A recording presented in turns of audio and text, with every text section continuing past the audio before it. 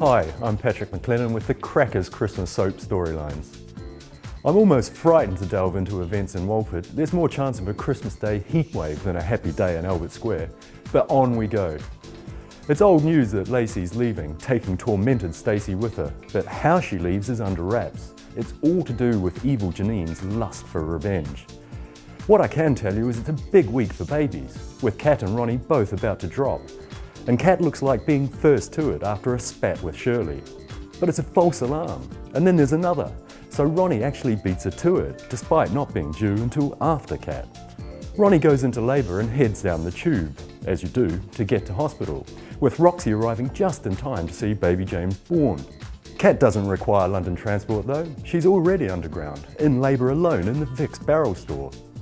Her cries for help are eventually heeded, but she's too far advanced for hospital, and it's left to midwife from hell, Mo, to deliver tiny Tommy.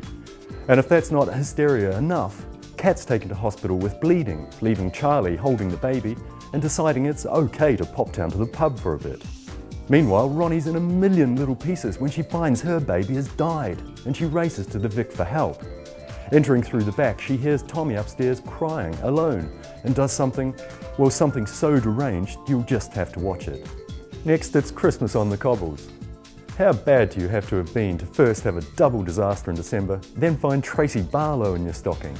Prison's done nothing for her, and when she learns Steve and Tracy bought Max, she says she'll tell police unless she can keep Amy, so Becky attacks her. But Amy's not quite ready for the big reunion, and Becky takes her back to the Rovers when she finds her wandering around the backyard of number 1. Tracy panics when she can't find her, but Becky is jealous when later she and Steve team up to coax her out of a locked back room in the Rovers.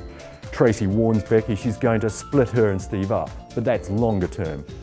First, she needs to find a new home and a new man. She hears about a factory job and uses all her wiles to get it, upsetting one local, but then pitches for another job, adding some extras into the bargain. Having seduced one local, she moves on to another, who proves more resistant. But toxic Tracy soon gets her claws into him and can't resist announcing it and other insults to the Rovers clientele. So it's hard to feel any sympathy when later she's bashed and left lying in a pool of blood.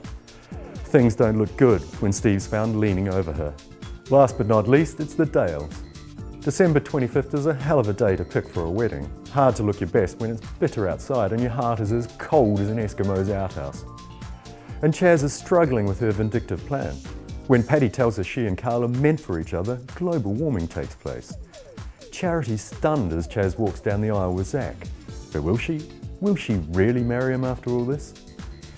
Meanwhile, Henschel turns up at Katie's with a Christmas present and leaves it outside when she declines it.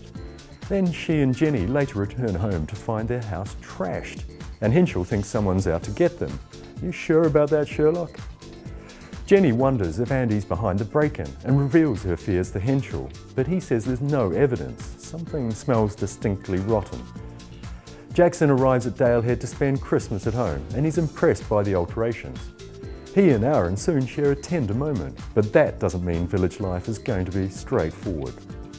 And Pollard gets an unwelcome visitor when he drops by wife Elizabeth's grave. Someone is about to put the spooks right into him.